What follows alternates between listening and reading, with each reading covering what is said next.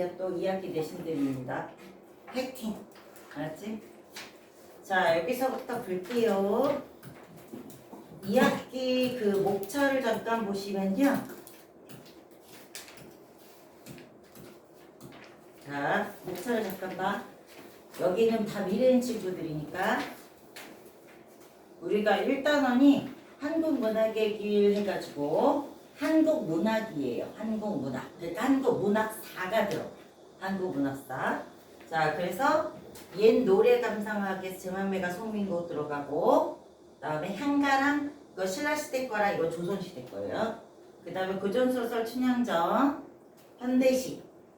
자, 운문, 산문, 운문, 산문.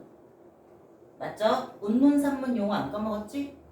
시, 운문, 맞죠? 줄글, 산문. 이렇게 들어가고, 고전, 현대. 알겠죠? 이렇게 짜졌어.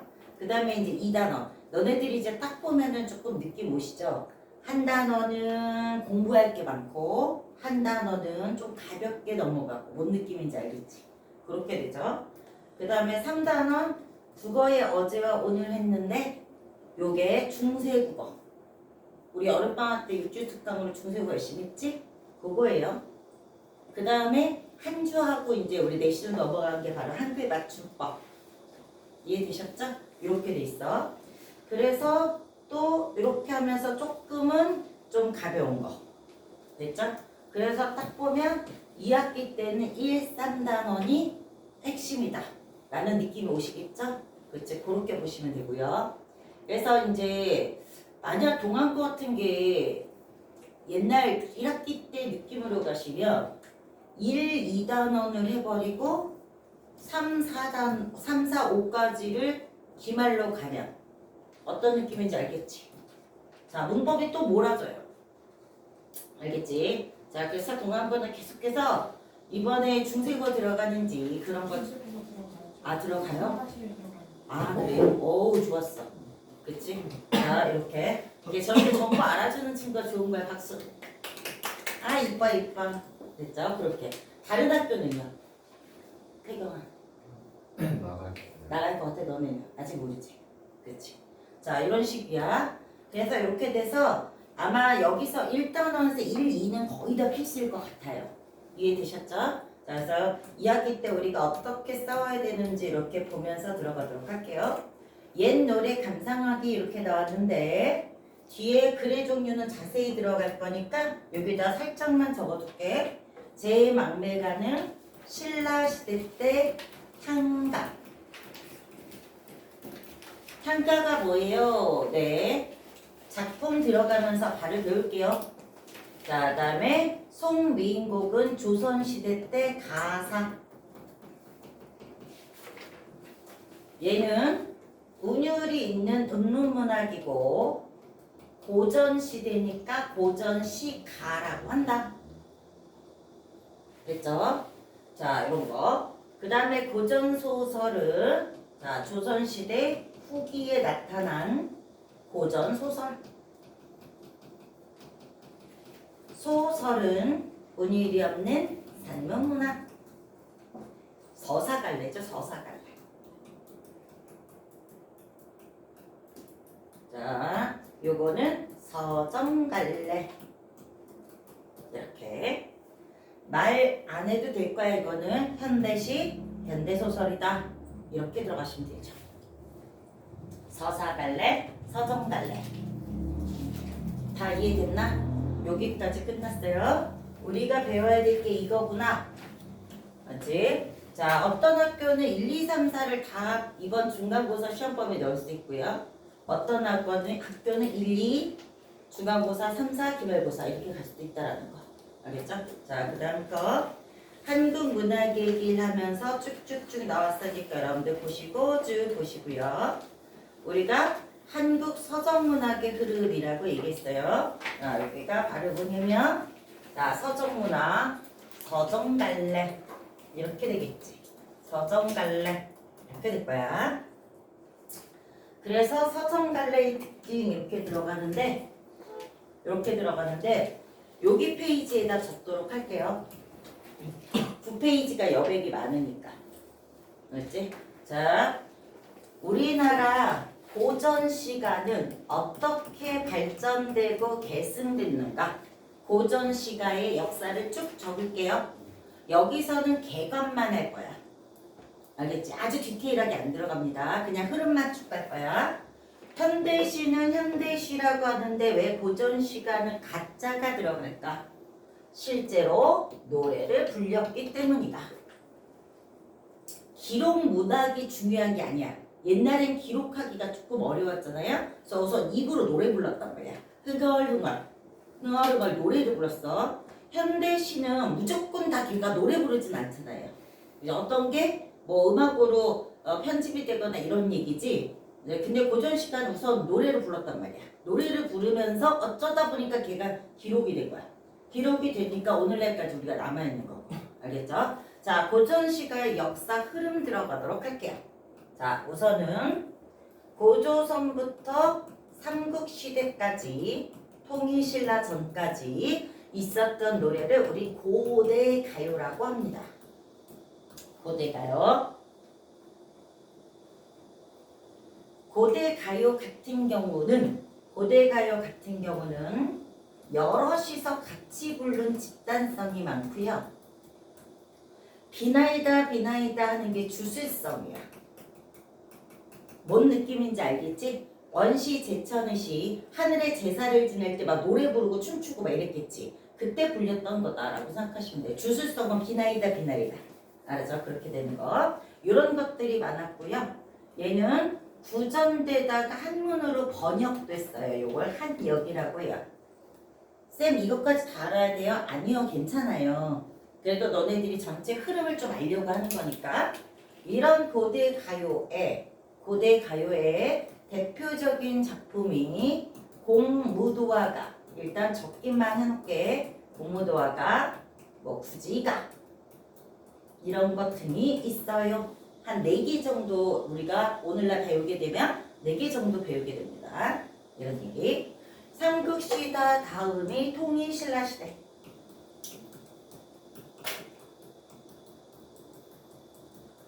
자, 신라시대 때 주로 불렸던 노래는 우리가 향가라고 합니다. 향가. 자, 향가도요.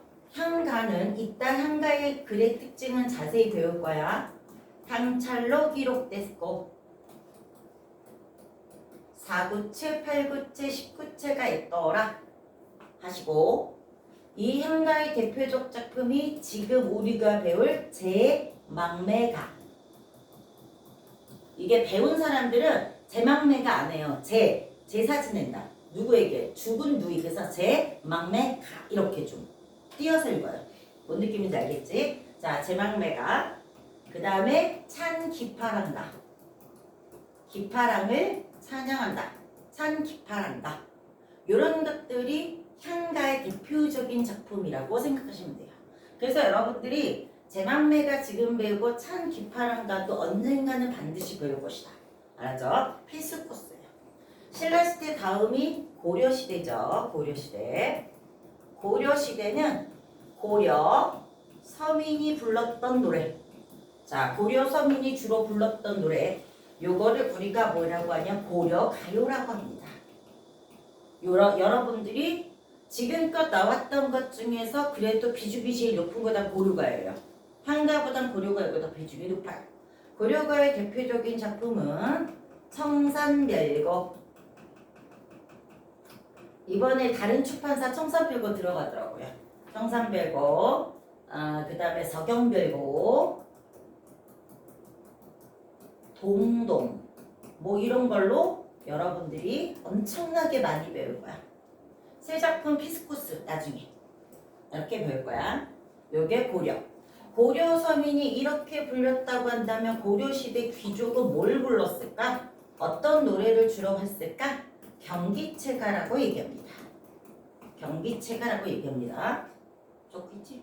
경기체가라고 얘기했는데 쌤 옆에다 아무것도 안 적어요? 네, 한림별곡이 대표적인데요. 여러분들이 경기체가를 배울 일은 거의 없어요. 알죠? 그래서 이제 여기서 우리가 좀 생각할 수 있는 게 있어. 왜 서민의 노래는 많이 하고 귀족 노래는 거의 안 부를까요?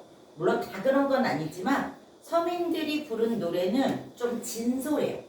솔직하고 같은 말이지만 진실되고 솔직하고 정서를 잘 표현했어. 그래서 문학성이 있다라고 얘기해요. 근데 얘는 문학성이 별로 없거든요. 그래서 거의 배우질 않아요. 이렇게 가실 거야. 네 번째 이제 조선시대로 넘어갑니다. 고려 말부터 형성이 돼서 조선시대에 주로 부르게 된 작품이 시조이지요. 시조 배웠죠? 시조는 삼보 이거야. 시조가 있으면 시조가 좀 길게 형성이 된 게 바로 가사예요. 가사. 이해되셨죠? 이렇게 가사로 넘어가게 됩니다. 이러다가 나중에 현대로 넘어오면서 신체시라는 게 만들어지고 근대시가 만들어지고 오늘날의 현대시까지 연결됐다라고 생각하시면 되겠습니다. 알겠죠? 자, 그래서 우리가 글의 종류만 한번 체크해보면 고대가요, 향가, 고려가요, 시조와 가사 이렇게 되겠지. 수능의 1순위 무조건 가사죠. 수능의 1순위 무조건 가사. 그 다음 2순위 시조인데 짧은 거 말고 여러 수 있어야 되니까 연시조. 여기 쪽에서 굳이 낸다면 고려가요가 되겠습니다. 아, 하나 빼먹었네요. 미안. 자, 전 시대를 걸쳐서 창작이 되었던 노래들을 우리는 한시라고 불러요. 한시는 중국의 시의 형태를 그대로 차용한 거기 때문에 고대 가요도 적을 때는 한시 형태로 적어서 오늘날 계승이 돼요. 그렇기 때문에 전 시대에 다 있어요. 그래서 이게 한시. 알겠죠? 그래서 한시 출제 비중도 높습니다.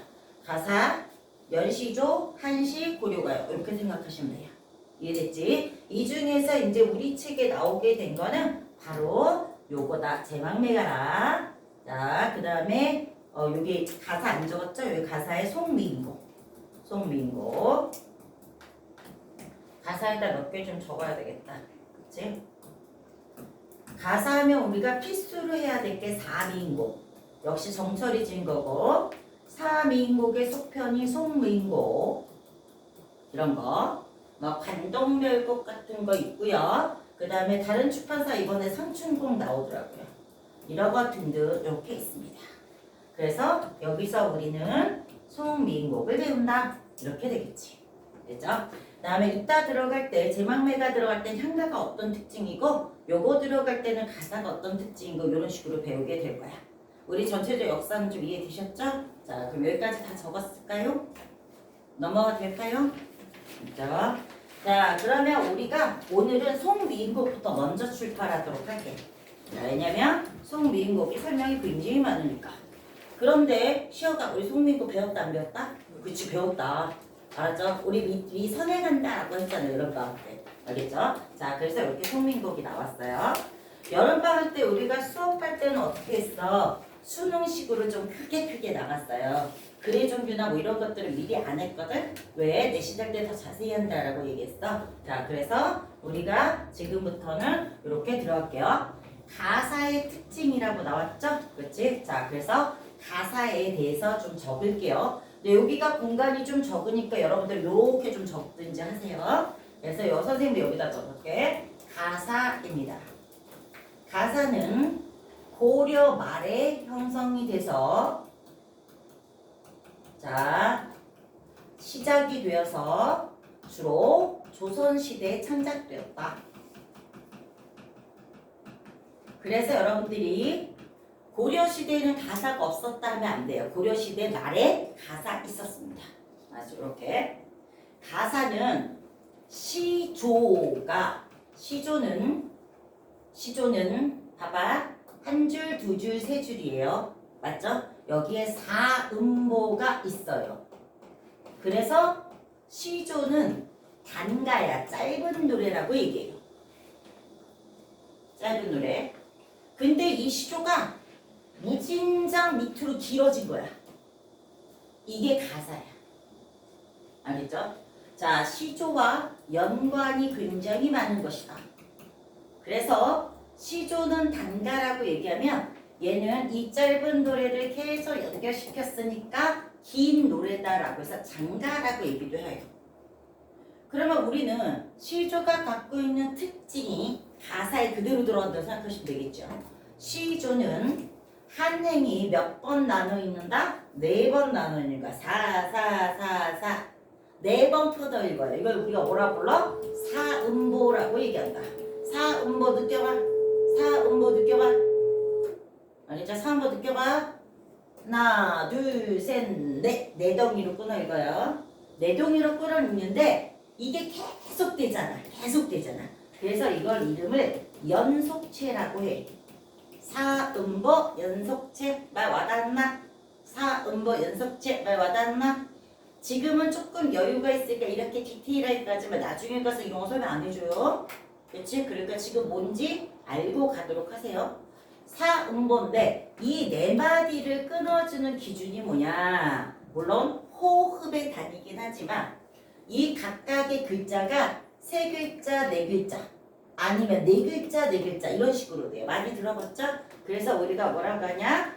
3, 4조, 4, 4조라고 얘기해요. 이거는 시조하고 똑같은 거야. 그럼 우리가 지금까지 하면서 시조의 특징도 배우게 되는 거지? 시조도 4음보, 글자 수는 3, 4조, 4, 4조 이렇게 있는 거야. 3, 4조, 4, 4조 해봐 시작. 3, 4조, 4, 4조, 3, 4조, 4, 4조 이렇게 된다. 이건 3글자, 4글자, 4글자, 4글자라 뭐 이런 식으로. 여기까지 됐죠? 이렇게 됩니다. 가사의 글의 종류는 운율이 있다 없다. 대답해봐. 운율이 있다 없다. 당연히 있지. 이게 운율이잖아. 그러니까 운율이 있으니까 음모문학이야. 음모문학이야. 그런데 왠지 음모문학은 압축되고 좀 짧잖아요. 근데 이 가사는 10몇 권짜리 가사도 있어요. 일동장류가라는 거는 책으로 10몇 권이에요. 그러니까 내용이 너무 길지. 그래서 운문문학이긴 하지만 이거를 조금 디테일하게 나누면 형식적으로는 운율이 있어서 운문문학이에요. 근데 내용적으로 너무 길고 자세해. 길고 자세하니까 운문에 가까워, 산문에 가까워. 길고 자세하니까 산문에 가깝지. 그래서 산문의 경향을 띄어. 말 이해됐나? 그래서 다시 평가를 하면 뭐라고 한다? 운문과 운문문학과 산문문학의 과도기다 라고 얘기해요. 운문문학의 특징도 있고 산문문학의 특징도 있고. 그래서 운문문학 이렇게 짧은 거 이렇게 있다가 시초하다가 할 말이 더 많으니까 길어졌다가 나중에 할 말이 더 많으니까 어떻게 되니? 우주를 아예 뺀 고전소설로 넘어간다. 말 이해되셨죠? 과도기 뭔지 알겠지? 여러분들이 과도기잖아. 그치? 아동에서 성인으로 넘어가는 과도기잖아. 대체 그런 느낌의 과도기야. 여기까지 말 이해되세요? 가사는 운문이냐 산문이냐 물어보면 운문문학이야. 근데 조금 나누면 형식적으로는 운문, 내용적으로는 산문. 그래서 운문문학과 산문문학의 과도기다. 교량의 역할을 한다라는 얘기도 해요. 교량이라는 건 다리야, 다리. 이쪽에서 이쪽으로 넘어가는 연결을 한다라는 얘기야. 말 이해되셨어요? 요거야. 요게 바로 가사이고요. 자, 마찬가지로 가사는 조선 전기는 자, 전기는 주로 양반이 창작했을 거고 양반이 주로 창작했을 거고 조선 후기는 자, 서민도 창작하게 됩니다. 서민도 창작하게 돼요. 요거는 시조랑 똑같죠? 시조랑 똑같죠? 그러면서 가사의 종류 중에 여러분들이 알아야 되는 용어가 정격가사가 있고 변격가사가 있어요. 변격가사가 있어. 말 자체를 딱 보면 정격과 변격 중에서 원래 형태가 정격일 것 같아, 변격일 것 같아. 정격일 것 같지. 변격은 뭐겠어? 원래 가지고 있는 형태를 약간 변화시켰겠지. 그러면 정격가사를 뭐라고 하냐? 다시 한번 생각해봐. 가사는 어느 글과 형태적으로 비슷해요? 시조와 비슷하지. 그래서 시조에 종장이 있는데 시조에 초장, 중장, 종장이 있는데 사음보는 다 똑같은데 시조의 종장은 요 앞이 세 글자잖아요. 아시죠? 세 글자로 고정되고 여기는 다른 데보다 늘어나요. 5글자야.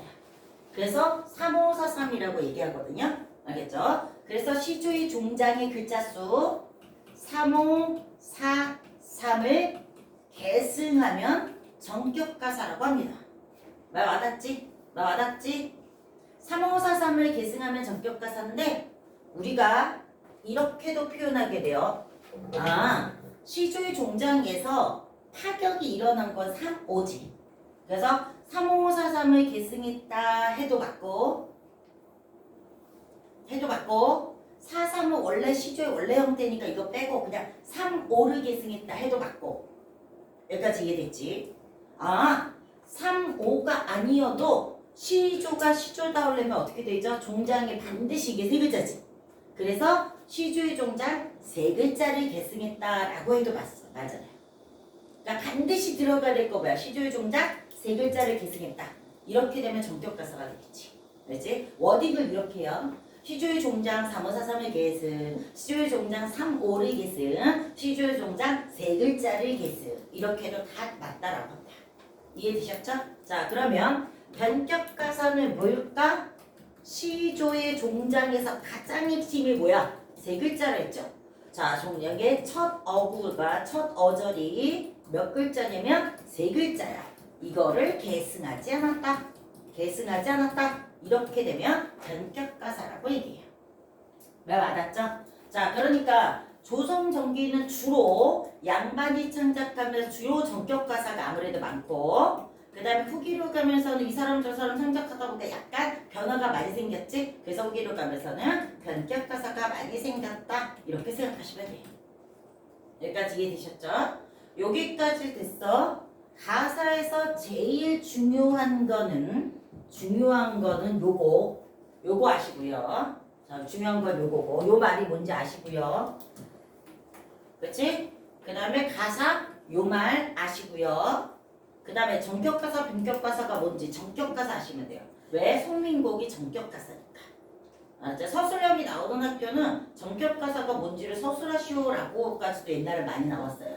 단순하게. 그 정격가사하면서 시조의 이런 걸 집어내는데 애들이 시조 다 빼놓고 종장 세 글자 뭐 저쩌고 이렇게 한다고. 그럼 틀려요. 알았죠? 시조의 종장 이렇게. 이해되나? 자, 요 말이 뭔지 머릿속에 중얼중얼 새겨봐. 요 말이 뭔지. 자, 왜 이렇게 되는지 머릿속에 새겨보세요. 왜? 다음엔 이렇게 자세히 안 해주니까. 맞아? 뭔지 자세히 보세요.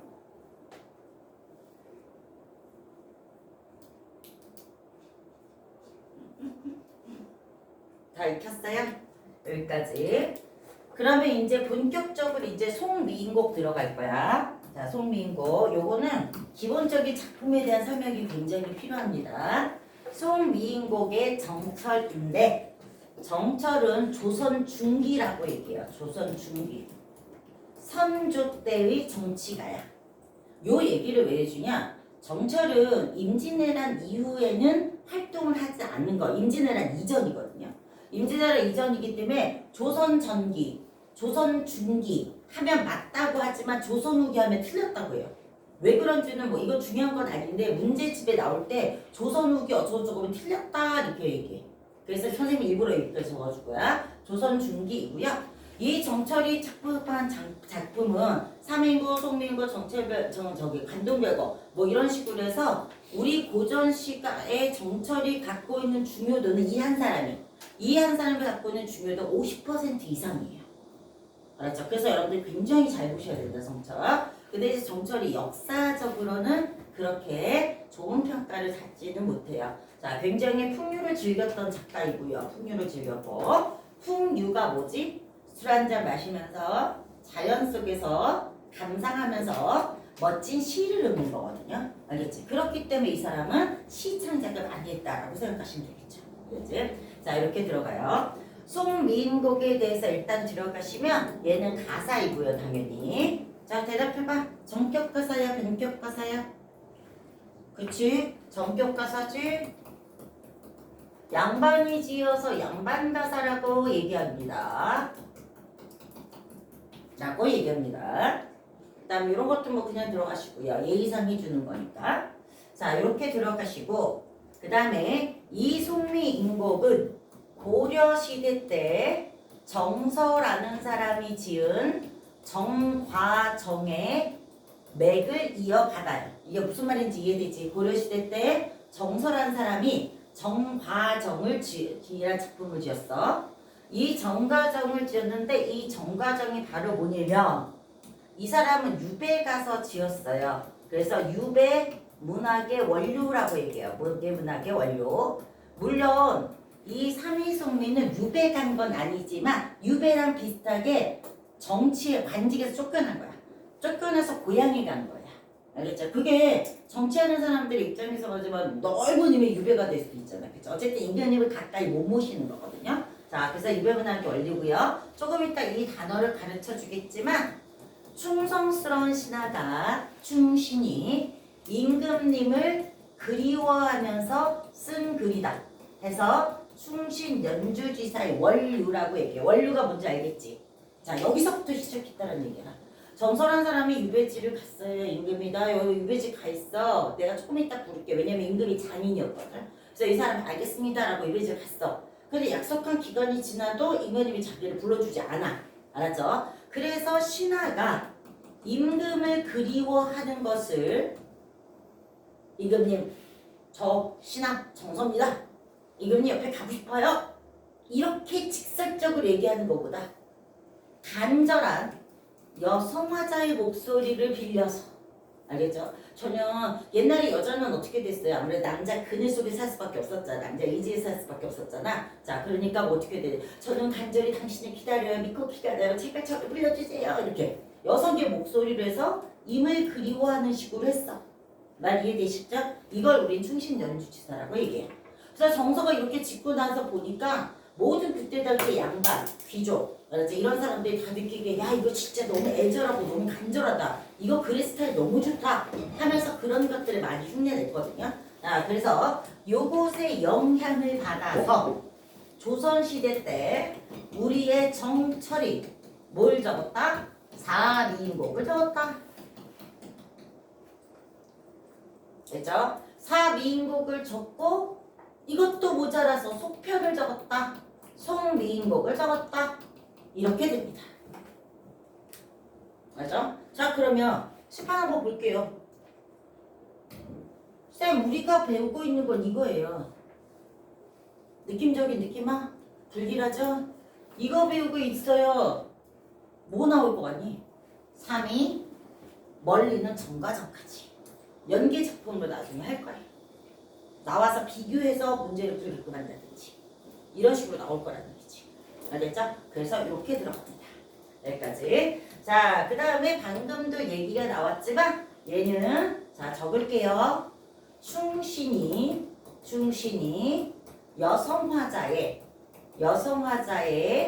목소리를 빌려 임금을 그리워하는 그런 노래를 우리는 뭐라고 부른달까? 충성스러운 신하가 주인을 연모한다. 그리워하는 노래다. 해서 충신연주지사라고 얘기한다. 말 이해되셨죠? 충신연주지사 별로 어렵지 않습니다. 충신연주지사 어렵지 않아요. 그렇지? 이렇게 간다. 그렇다고 한다면 자 이제 본격적인 작품을 한번 들어갈게요. 이 작품에서 지금서부터 이제 요런 요거를 쓸 거야. 이 작품에서 표면적인 의미는 뭐고 표면적은 뭐고 이면적은 뭘까? 라고 얘기하게 될 거야. 표면과 이면을 자꾸 생각해 보세요. 알겠죠? 자, 이 시 같은 경우 표면적으로 어떻게 돼요? 여자가 임을 그리워하는 거지? 하지만 이면적, 속. 궁극적으로는 신하가 임금을 그리워하는 노래잖아. 이 말이에요. 요 용어 이해되냐? 표면적, 이면적. 알겠죠? 작품 자체적으로 보면 내재적이라고 해. 작품 자체적, 내재적. 그치? 근데 작품 외의적 뭐야? 작품 A 정보는 뭐야? 이거는 정철이 쓴 거로 어쩌고저쩌고 막 역사적 배경 막 나오겠죠. 그렇게 되면 외제적이에요. 요거 말 이해되십니까? 이 말 이해되십니까? 알겠죠? 요런 걸로 분석을 한번 하고 갈게요. 이렇게 분석하고 갈게요. 자, 이렇게. 이런 식으로 했을 때, 이렇게 했을 때, 이 글의 하자와 자, 여기서 드러난 미인을 우리가 어떻게 구분할 수 있는지를 자, 들어가도록 할게요. 알죠? 여기서의 미인은 여자가 아니라 그랬죠? 그렇지? 여자가 아닙니다. 그래서 그리움의 대상, 시적 대상이에요. 여기다 시적 대상이라고 쓸게요. 옆에 시적 대상이에요. 시적 대상. 미인이 화자가 아니야. 화자가 그리워하는 시적 대상이야. 미인이. 로겟미. 로겟미. 로겟미. 영어 못해요? 미인이. 됐지? 어씨. 훈. 썩소? 아니 미인이 남자래잖아. 남자래잖아. 이렇게 여기까지 이해됐죠? 그러면 표면적 내재적이 뭔지 봐봐. 표면적 겉으로 드러난 거. 내재적 자본 자체만 보는 거. 여기까지 말 이해되지? 표면적으로 화자는 여자야 남자야. 이 글의 화자는 이 글의 화자는 여자야 남자야? 여자라고 해야지. 자, 여자라고 해야 돼요. 여자. 여기서 미인은 이 여성 화자가 그리워한 대상이 누구야? 임이야. 임이야. 이 면적으로 얘기하면 뭐야? 충신이죠? 충신이 임금을 그리워하는 거죠? 이 얘기야. 자, 신하가 임금을 그리워하는 거야. 그럼 여기서 여성 화자가 임을 그리워할 때 이 임의 신분은 낮아야 돼요? 고귀해야 돼요? 고귀해야 되지. 알았죠? 자, 그래서 지상계, 인간계의 최고는 임금이야. 그러면 천상계의 최고는 누가 돼야 돼요? 천상계의 최고. 신선들의 우두머리가 바로 누구냐? 옥황상제입니다. 옥황상제. 저 지옥에는 누가 있을까? 연나대왕이 있겠지. 말 이해되셨죠? 이거야. 자, 그래서 이 임의 신분은 옥황상제라는 신선이에요. 옥황상제라는 신선이에요. 그럼 옥황상제는 신선이야. 임금 옆에는 신하가 보필했지. 그러면 옥황상제라는 신선의 우두머리 옆에는 보필해주는 여자와 남자가 있겠지. 남자 관리를 선관이라는 용어를 써요. 선관. 신선선의 관리관자. 고조소설 보면 많이 나와. 여자는 뭘까? 선관이 아니라 여자는 신선을 모시는 여자. 뭐야? 신선을 모시는 여자. 우리 많이 아는 거. 그렇지. 선녀예요. 이 여성의 신분은 선녀예요. 선녀. 이렇게. 자, 이 여자가 선녀인 여성이 이 여성 화자가 선녀예요. 자, 이 선녀인 화자가 임을 천상계에서 모셨어. 천상계에서 모시고 있었어. 옥황상제를. 근데 이 옥황상제가 얘를 되게 예뻐하다가 어느 날 야, 너 너무 지금 지나쳐. 난 너 싫어. 가. 쫓겨났어. 어디로 쫓겨났을까? 인간계로 쫓겨납니다. 맞지? 인간계로. 자, 그래서 인간계로 쫓겨난 거야. 이 선조가 지금 인간계에 있어요. 이 인간계로 쫓겨나서 자기 혼자 주절주절 부른 노래가 4미인곡이고 쫓겨나서 알았죠? 선녀 1, 여성화자 1하고 여성화자 2하고 대화를 나눈 작품 바로 송민곡입니다. 여기까지 이해됐지? 그러므로 이 사람이 선녀가 여기선 여성이죠. 여성 2가 천상계에 있을 때는 좋았어 안 좋았어? 좋았겠지. 임금을 모시고 있었으니까. 알았죠? 근데 인간계로 쫓겨났어. 좋아 안 좋아? 안 좋겠죠. 알았죠? 이렇게. 그래서 우리가 요런 용어들을 5번 이거는 천상계와 지상계의 인간계의 이원화된 구조다. 이원화된 구조다. 라고 얘기해요. 이원화. 왜 안 적고 있지? 이원화. 시험 이원화가 뭔지 알겠지? 됐지? 요게 이원화잖아. 이렇게 이원화됐다. 라고 얘기해요. 이원화된 구조. 그러니까 공간의 대조 일어난다라고 하시면 되겠죠? 여기서 플러스 했다가 쫓겨나니까 마이너스가 된다. 뭐 이런 얘기. 그래서 우리는 이 작품을 공부할 때 이렇게 할 거야. 1번, 2번으로 할 거야. 1번, 2번. 1번은 뭐야? 여성 화자가 임을 그리워하는 걸로 갈 거고 2번으로 가면 신하가 임금을 그리워하는 걸로 갈 거야. 맞죠? 이걸로 가면 이 글의 주제는 사랑이에요. 연모야. 이걸로 가면 이 글의 주제는 뭐야? 충성이야. 1번, 2번 뭔 느낌인지 알겠어요? 1번, 2번 뭔 느낌인지 알겠지? 그치? 그래서 앞으로 1번 그러면 작품 자체 2번 그러면 작품 외제로 가서 연결시키는 거. 여기까지 됐나? 자 여기까지 30초 내용 정리하세요. 내용 정리하시고 자 모르는 거 하시고 내용 정리 30초. 야 사탕 먹을 사람 돌릴게. 고르고 돌려. 율, 이 시간이 피곤하지? 그치? 폰, 6시보단 나아. 동안고 6시보단 낫지 그래도. 그치? 자, 내용 정리 이렇게 들어갈 것이다 라고 내용 정리. 자, 그 다음에 선생님이 틀린 시간에 이거 해석하는 연습 좀 시킨 친구들이 많아요. 맞죠? 그치? 자, 이거 해석을 아예 접근 못하겠다. 그런 건 좀 아니라고 생각할게. 아직 대표적인 게 뭐였어? 요거 대가난 또는 대가는 이렇게 한다 그랬죠? 그래서 그 틀을 지치로 바꾸는 거야. 두 개 음악. 요 정도는 아시죠? 요 정도는 아시죠? 자 여기까지. 자 그러니까 이렇게 됐고 요거는 뭐로 읽어요? 이거에다가 아래 아를 아로 가니까 이렇게 갈 거야. 해로 갈 거야. 맞죠? 그치? 자, 이 정도는 기본적으로 다 알 거라고 생각할게요. 알지? 자, 그 다음에 뭐, 이거는 그럼 뭘 읽어? 이래, 이렇게 읽을 거야. 이해되셨죠, 이제? 그치? 자, 우리가 여름방학 때 요걸 했기 때문에 약간 해석은 완전 기본적인 바닥은 없는 걸로, 있는 걸로 할게. 없는 걸로 하지나. 있는 걸로 할게. 있는 걸로 해서 기본적인 읽는 방법을 여기서는 가르쳐 주진 않을게요. 이해되셨죠? 괜찮죠? 자, 이렇게. 자, 그럼 이제 본격적으로 본문 들어가도록 할게요. 송미인곡은 아까 맨 마지막에 몇 번인가? 5번, 6번. 송미인곡은 대화체죠. 대화 형식입니다. 대화 형식. 자, 대화 형식의 두 여인이 얘기를 하는데 그 두 여인이 얘기를 하는데 여인 1과 여인 2가 있어요. 이 두 사람은 작가가 이 내용을 효과적으로 하기 위해서 내세운 거구적 대리인이에요.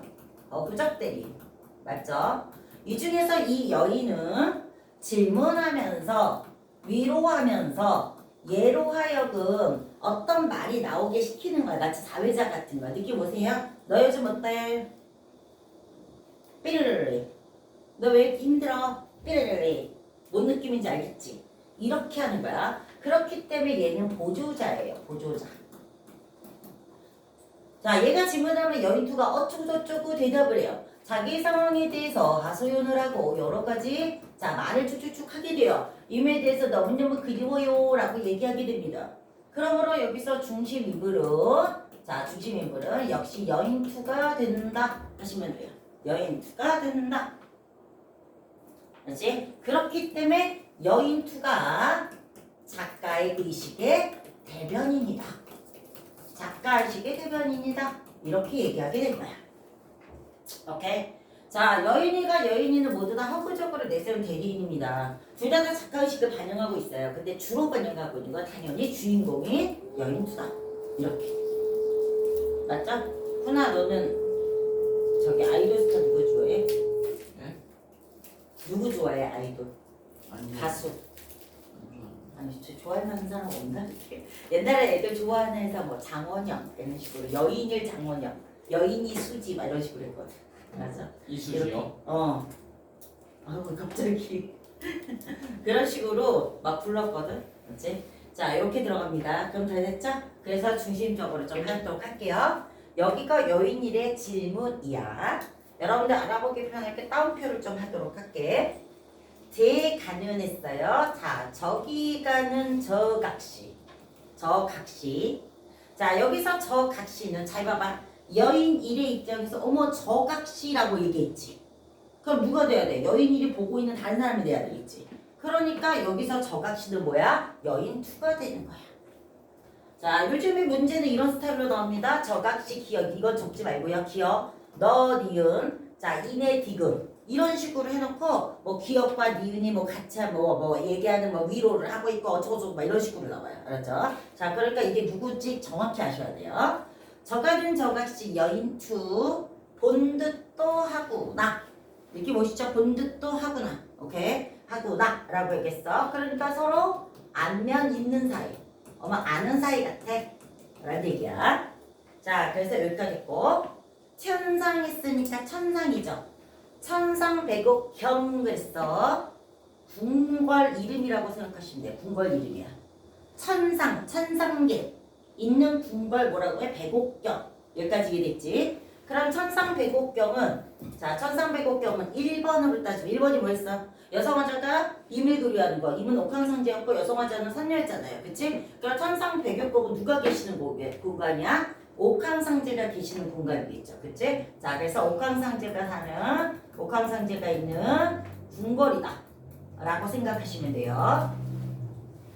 내재적으로 따지면, 외재적으로 따질게요. 외재적으로 따지면 뭘로 가야 돼? 충신이 임금을 그리하는 걸로 가는 거지. 맞죠? 그럼 이 천상배곡경은 지상으로 따져야 되니까 임금이 계시는 궁궐이다 라고 생각하면 돼. 이거 어떤 식으로 이제 1번, 2번 되는지 이해되셨죠?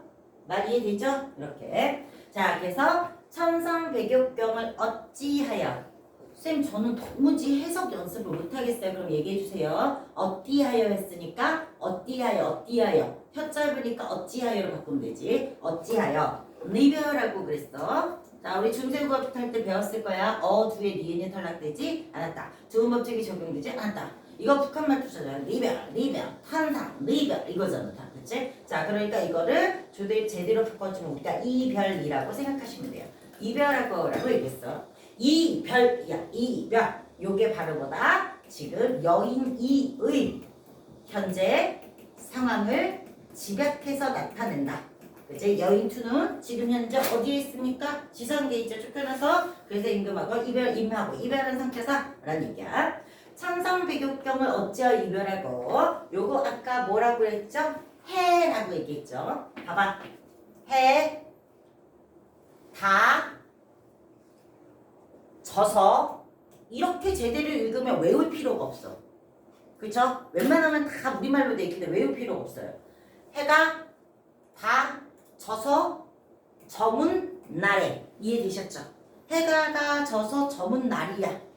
이해됐지? 자, 해가 다 져서 저문 날은 1번. 요거 1번, 2번은 아니고 이거에 대한 내용이야. 1번. 하루 중 어느 시간이야? 해가 다 져서 저문 날. 하루 중 저녁이 되겠죠? 2번. 해가 다 저물었다 그랬어. 저물었다. 그러니까 뭐야? 하강적 이미지야. 여기까지 모르는 게 없을 거야. 다 맞죠? 하강적 이미지야. 이렇게 하강적 이미지이기 때문에 우울하고 쓸쓸하죠.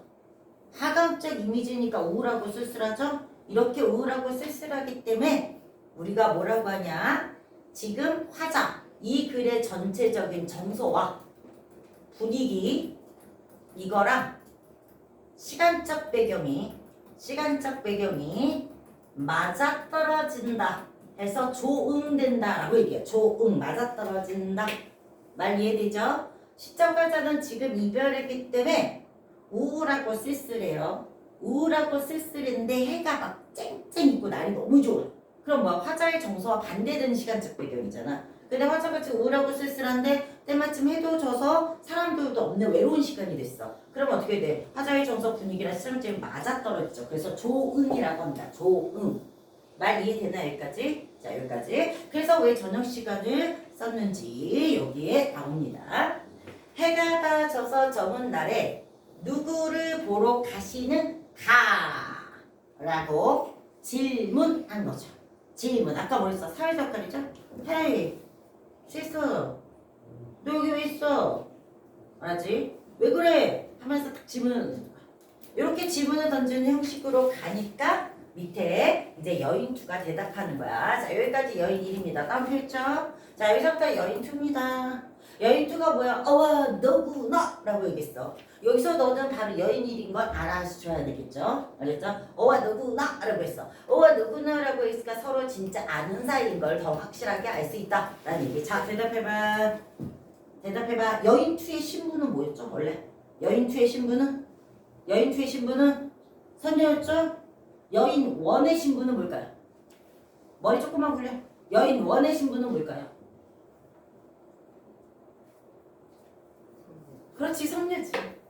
알았어. 둘 다 천상계에 있었던 선녀란 얘기야. 그래서 아는 사이예요. 여인1도 선녀야. 오케이. 자, 그럼 될게요. 어와 너구나. 이네. 이건 여인1이야. 이네 이 얘기야. 이네 내 이야기. 알겠지? 네. 자, 그러니까 요건 여인1이야. 여인2야 참. 이렇게. 됐죠? 자, 어와 너구나. 이네 이야기 들어보오.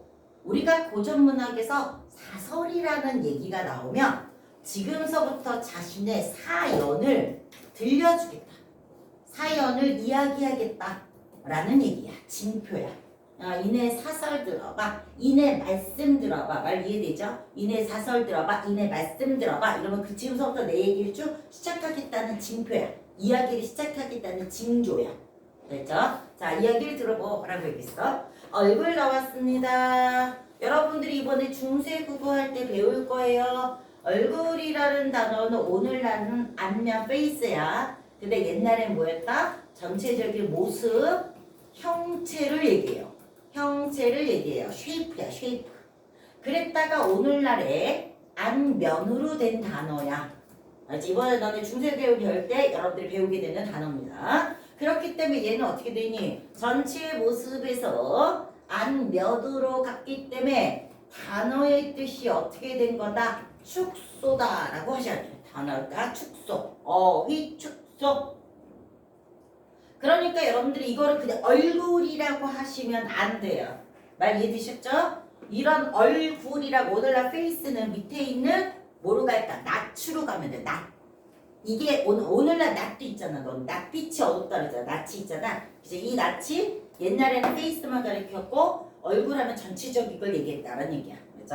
자, 그래서 이거 나왔어. 내 모습 이 거동이야. 거동이 뭐야? 거동. 오늘날도 쓰죠? 거동, 행동. 전체적 태도 이거야. 그러니까 거동 이해되셨죠 이제? 거동이 뭔지. 거동이라고 해도 되고 태도라고 해도 되고 행동이라고 해도 돼. 이제 거동이 뭔지 알겠지? 내 모습, 내 태도가 괴다라는 얘기했어. 괴다. 요 정도 아셔야 되죠? 괴다. 사랑하다. 아직 정신적 사랑이라고 얘기해요. 정신적 사랑. 그러면 그냥 이건 안 적어도 돼. 어루다. 이게 육체적 사랑이라고 얘기해요. 그래서 신하가 임금님한테 얘기하는 사랑이기 때문에 괴다를 주로 쓰고 황진이 같은 기생이 이제 연정가 쓴 연정가는 얼우다가 나오게 돼요. 느낌 아셨죠? 이렇게. 자, 그래서 이런 거야. 그래서 볼게요. 내 모습 이 행동이 님이 괴다 사랑 함치 한가만 이 얘기야. 그대로 써있긴 하지만 이 말이 뭘까? 내 모습 이 행동이 님이 사랑해줄 자격이 있을까 없을까? 있다라고 생각했다 없다라고 생각했다? 없다라고 생각한 거야. 여기서 애들이 다 말장난을 놀아놔요. 자, 내 모습 이 행동이 님이 사랑함직할까? 아니야. 무슨 느낌인지 알겠지? 나는 원래 사랑받을 자격이 없었어. 왜 그래? 얘들아, 여기서 사랑해줬다는 건 뭐냐면 이미 날 사랑해줬다는 거 뭐냐면 궁극적으로 따지면 임금님이 정철한테 벼슬을 줬다는 얘기예요. 이해돼? 그럼 임금이 정철한테 벼슬을 내렸을 때 신하 입장에서 와 나는 임금님이 나한테 당연히 벼슬을 줄 거야. 그 정도로 난 잘났어 이러겠니? 아니잖아요. 겸손하다라고 해야 돼. 이런 느낌이야. 숨겨있는 말 무슨 말인지 알겠지? 알겠죠? 이거야. 일부러 이걸 애들이 잘 몰라. 선생님 일부러 이렇게 적어줘서 이거 자체가 중요한 건 아니거든요 사실. 근데 애들이 이 말 뜻을 잘 모르거든요. 자, 이 모습 이 행동이 님이 나를 사랑한 척한가? 아닌 것 같아. 그래서 어쩐지 느껴보시죠? 어쩐지 이런 거잖아. 쌤이 그리고 그리워하는 아기다리 고기다리는 사람이 누구야? 공유죠, 공유. 공유씨 미안해. 이제 공유야. 근데 공유가 나를 딱 보고 헉! 내가 바라던 이상미적인 벌써 웃지 마. 이상적인 여성이 당신이군요 라고 너로다 여겼어. 무슨 말인지 알겠지? 당신이구나 라고 여겼어. 그럼 선생님 생각이 뭐야? 어머 그럴 리가 없는데 아직 그럴 리가 없는데 너 미쳤어? 라고 생각하겠지. 그런 느낌이야. 어쩐지 날 보고 내가 찾는 그리워하는 여성이 당신이구나 라고 했단 말이야. 말 이해되셨죠? 이런 느낌이야. 자, 고전문을 잘하기 위해서는 뭐냐면 머릿속에서 연기를 짜면 돼. 스토리를. 그리고 영어로 바꿔보는 거. 왜냐면 너무 간단한 것들이기 때문에. 맞아. 그래서 괜찮아요. 내 모습 이해독이 님으로부터 사랑받을 자격이 없다고 생각했지만 어쩐지 날 보시고 너로구나 여기셨어. 말 이해되시죠? 자, 그러면 너로구나 여기셨다는 말은 뭐야? 어머 나를 사랑하고 아껴줬다라는 얘기죠. 맞죠? 이면적으로 가면 뭐야? 나를 충신으로 인정해서 나한테 관직을 주셨다라는 얘기지. 하준 오케이? 맞죠? 그러면 이렇게 됐을 때 어떻게 됐어? 이 얘기는 내가 임 옆에서 내가 임 옆에서 내가 보필해줄 수 있다는 거야. 신하의 입장으로 가면 뭐야? 임대님이 보좌하고 보필해줬다는 얘기야. 맞아요? 이거지. 자, 이런 느낌. 중요한 건 앉으면 내용 이해하라고 선생님이 자꾸 얘기해 주는 거야. 그래서 나도 닙을 믿어. 자, 이거지. 알았지? 열파때 열심히 하는 친구는 나올 거야. 군. 비읍도 입으십니다. 이건 여기서 주된 건 아니까 선생님 말을 빨리 할게요. 비읍도 이거 뭐였어? 뭐라고 불렀어? 띠. 그렇지. 등장그. 알았죠? 그래서 원래 브드 소리가 나는 거였죠? 근데 여기서는 뭘로 가? 된 소리로 그냥 가는 거야. 뒤에 있는 된 소리로 갔어요. 맞죠? 자, 그 다음에 받침이 위로 올라가는 무슨 적기? 이어적기 들어갔죠? 그러니까 얘를 갖고 와야 돼요. 이렇게. 옛날에는 몇 정성이었어? 8정성이었죠? 그래서 디귿을 오늘날에 이렇게 바꾸시면 돼요. 무슨 말인지 이해되죠? 그 군뜻. 군뜻이. 알겠죠? 군뜻이. 군은 뭐야? 접두사죠. 쓸데없는 이란 말이야. 말 이해되셨죠? 군말 이런 거 할 때 쓰는 말이야. 말 이해되셨죠? 자, 그래서 군뜻이. 다른 뜻이. 괜찮죠? 자, 다른 뜻이 전혀 없어. 갖고 오면 되는 거지. 이렇게 갖고 오면 되는 거지. 더럽게 쉽죠? 괜찮죠? 이거야. 자, 그러면 나도 님에서 다른 뜻이 전혀 없어. 그랬어. 와, 이거 님이 나를 사랑해주고, 자, 님이 나를 사랑해주고, 나도 님을 믿어서, 오케이? 좋았어, 안 좋았어? 아주 행복했지? 말 전절 이해되시죠? 그런 느낌으로 가. 그래서 이 레야. 이 레는 이런 건 외워야죠. 오늘날은 완전 달라진 단어는 이 레. 애교, 아양, 교태. 교태. 뭔지 아시죠, 여러분? 이거야. 자, 너네들이 나중에 이제 여자친구나 채원이는 우리 채원이 그러진 않을 것 같지만 아직 나중에 딱 만나면 달라져요. 알죠? 쌤도 그럴 때가 있었단 얘기였지. 쌤도 남자친구 있었다 없었다? 있었어. 그래도 있었겠지. 그래서 뭐라 불렀다? 방방 불렀다. 근데 지난번에 얘기해주지 않았냐? 방방이 뭐니? 서방. 알았죠? 그래서 이렇게 하다 보면 혀 소리가 짧아져요. 오빠. 알았지? 오빠. 자, 빠쿠나. 석훈이야. 별명. 빠쿠나. 오늘 따당면 먹자. 짜장면 먹자. 알았죠? 따당면 먹당이에요. 선생님 말투가 중세국어 말투잖아. 중세국어 없었다고 그랬잖아. 알겠지? 구경 많이 일어나잖아. 그렇지? 중세국어 다 이렇게 했단 말이야. 진짜요? 한 단계 걸렸다 땅 이랬을 거라고. 알겠죠? 자, 그래서 이렇게 애교를 막 부렸어. 이해되시죠? 지금 이 말. 아양이야 규태야 어지럽게 하였더니 이 얘기야. 자, 하순아 어지럽게 했대요. 적당히 했다, 많이 했다. 하순이가 딱 전화 왔어. 여자친구가 뚱 오늘 뭐한건 그랬죠? 기분 좋아 안 좋아? 아, 내가 하니까 기분 나쁜 거고, 아주 나중에 네 여친이 하면 기분 더럽게 좋아요. 맞지? 자, 이렇게 되면 얘가 맨날 하면서 오빵 오늘 백화점 갔다 그러면서 명품 뺏고서 뭐 이게 너무 예뻐 뭐 이러고 있어요. 그럼 기분 나쁘지? 알았죠? 적당히 해야 돼. 적당히 해야 되는데 얘는 너무 지나쳤어. 그래서 이것과 관련된 사자성어 성우는 사자성어 팍팍 냅니다. 그치? 과유불급이라고 얘기해요. 성준아 과유불급 뜻 알죠? 와 다 지금 쌤이 얘기했을 때 알지? 쌤 지나쳤잖아. 그치? 과유불급 정도가 너무 지나치면 오히려 부족하다라는 얘기야. 여기까지 이해되셨죠? 그래서 이 여자 너무 과유불급했어. 옛날에 그랬다 그랬잖아. 어떤 저기 싸가지 있는 친구가 하준이가 나한테 딱 전화를 했어. 내가 응 나 옛날에 자기야란 말 거야. 자기야 그랬더니 전화를 딱 끊어. 고등학교 2학년 남자였는데 전화 응 자기야 전화 딱 끊더라고. 알았지? 이 장난친 거야. 자 이렇게 됐어. 그래서 단기시는 낯이야 낯. 요 낯이 페이스예요. 이해되셨죠? 반기시는 낯빛 오늘날도 쓴다 그랬잖아. 낯빛 얼굴빛이. 오케이? 얘와 얘 옛날과 어찌 다르신가? 오케이? 다 됐죠? 그럼 이 말은 뭘까? 나 너무 이렇게 했더니 인간이 나를 보고 안색이 샥 바뀌었어.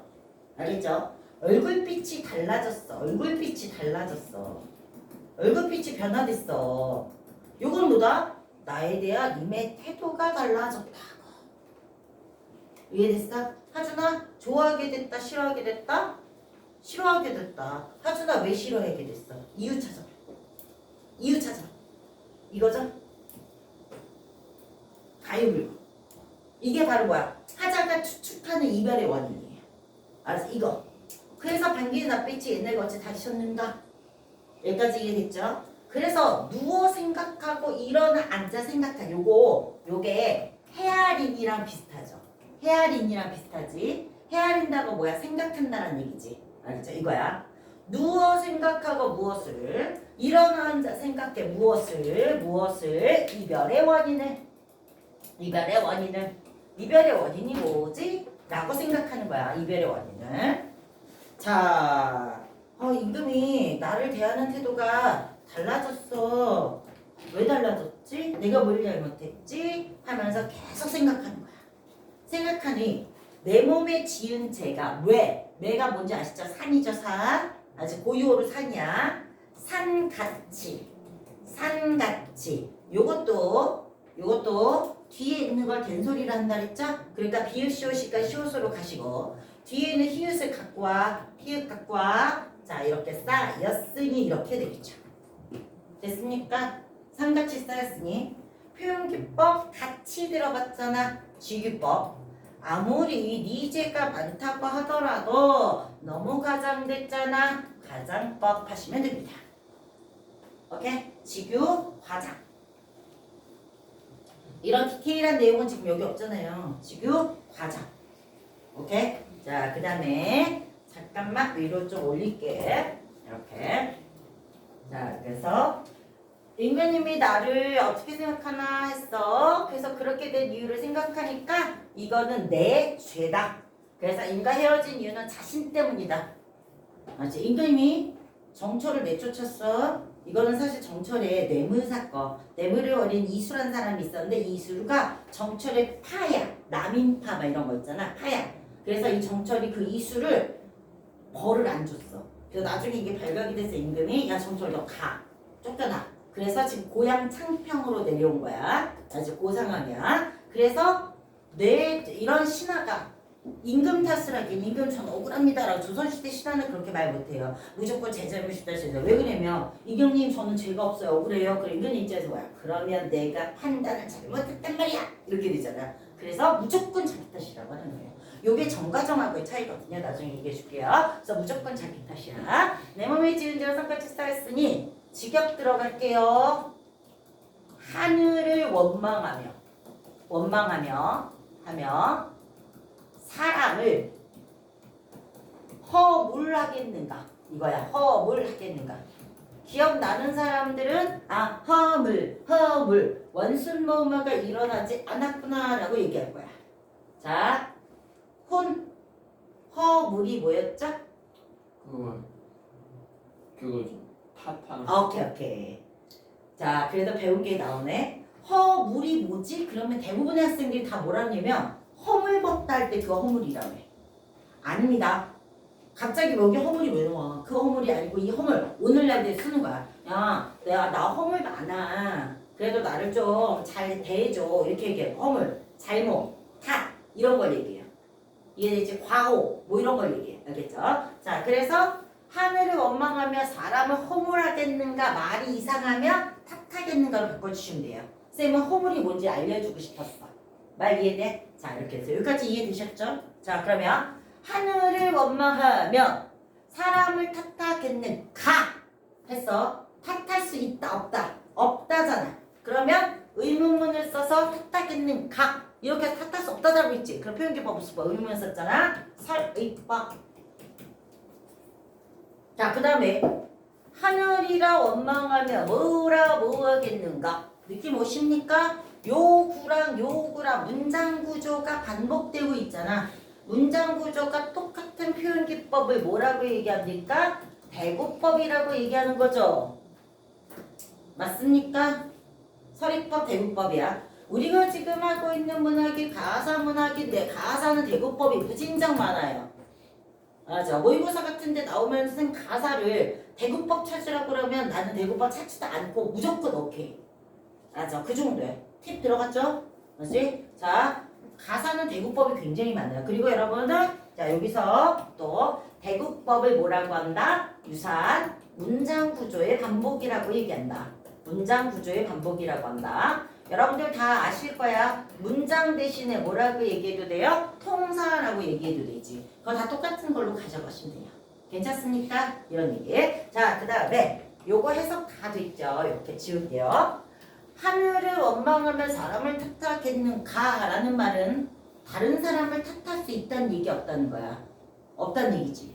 무조건 내 탓이라는 얘기지. 자, 그래서 여기에서도 한자성어를 뭐라고 하냐? 누구를 원망하며 누구를 탓하겠는가 해서 수원수구라고 얘기합니다. 수원수구라고 얘기합니다. 요거는 옛날 모의고사에 나왔던 거. 옛날 이제 우리가 모의고사 수능에는 2점짜리 한자성어가 반드시 들어갔었거든요. 이제 그때 요거 나왔던 문제 모의고사에 수원수구 누구를 원망하며 누구를 탓하겠는가라는 얘기야. 요건 결과적으로 누구 탓이다? 내 탓이란 말이 들어가 있다라는 얘기야. 됐죠? 자, 그 다음에 하늘이라 원망하며 사람을 탓하겠는가? 하늘 원망할 수 없다. 사람 탓할 수 없다. 느낌 오시죠? 이제 설워에서 서러워라고 하는 거야. 서러워. 그럼 서럽다라고 했으니까 화자의 정서가 직접 드러나 있다 라는 얘기야. 직접 드러나 있다. 직접 드러나 있다. 이런 얘기야. 동안고 쌤들이 좋아하는 용어가 이거죠. 화자의 정서가 직접 드러나 있다. 화자의 정서가 직접 드러나 있다라는 말은 직접적으로 드러나는 게 많이 없어도 돼요. 하나만 있어도 돼요. 서럽다 이런 말이. 근데 너네가 시를 이렇게 읽어봐. 화자의 정서가 드러나 있는 게 없는 시 많아요. 의외로. 알았죠? 자, 그래서 이거 서러워 풀어 생각하니 해다. 요거 해다. 해아리다. 생각하다. 외워졌어요? 알지? 서러워 풀어 다시 생각하니 이거는 자 너네도 보일게 이거야. 조물주의 탓이로구나 라는 얘기야. 조물주의 탓이로구나. 됐어? 그럼 여기서 이럴 수 있지. 쌤 아까는 내 탓이라고 그랬잖아요. 근데 왜 조물주의 탓이래요? 조물주가 뭐지? 이 세상을 만들었다고 생각하는 어떤 도교적 신성이에요. 그치? 조물주가 나를 이렇게 만들어서 내가 헤어졌구나 라고 한단 말이야. 그치? 그래서 이거는 표면적으로는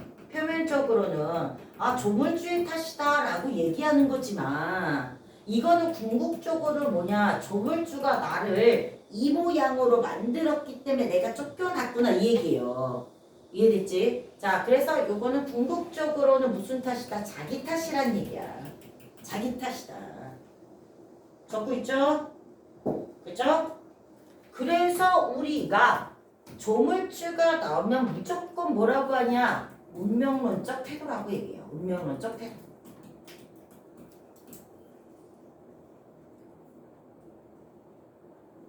율. 우리가 흔히 말하는 우리 조상들이 많이 갖고 있는 게 뭐죠? 팔자라는 말 있죠. 팔자. 팔자. 그렇지? 내가 시집 갔는데 굉장히 좋고 막 부자고 잘생긴 남편을 만났어. 그래도 내 운명. 내가 시집 갔는데 시집살이 너무 심해. 힘들어 죽겠어. 그래도 그게 내 운명이야. 그걸 내 팔자라고 생각하는 거거든. 그러니까 내 운명이면 어떻게 되니? 거부하니 받아들이니? 받아들이고 체념해서 살 수밖에 없거든요. 알죠? 그래서 우리 조상들은 운명론적 태도를 많이 가져요. 이 운명론적 태도는 뭐다? 다시 얘기하면 자기 처지를 수용하는 거, 운명이라고 하면서 받아들이는 거예요. 말 이해되셨죠? 네, 이렇게. 자, 그래서 이게 성어벌새가 조물주의 탓이로다. 선생님 조물주의 탓이라면서요. 나 했어요. 자기 탓이 아니라 이거는 표면적으로는 조물주를 원망하는 거지만 궁극적으로 내 탓이라고 얘기하는 것이다. 여기까지 말 이해되셨습니까? 오케이. 자, 여기까지. 자, 여러분들 굉장히 지금 이거를 많이 아는 친구는 너무 지루할 정도 쌤이 굉장히 천천히 나가고 있어요. 그리고 정규 수업 시간일 때는 한자 성어면 왜 이렇게 디테일하게 안 했다고 나는 알고 있거든요. 크게 갖고. 근데 지금은 내신 스타일로 갔으니까 지나치게 자세히 가고 있어요. 나중에 가서 이거 쌤 이게 무슨 말이에요 하고 있으면 진짜 머리털을 뽑아버릴 줄 알아. 알겠죠? 자, 그래서 빨리 가도록 할게요.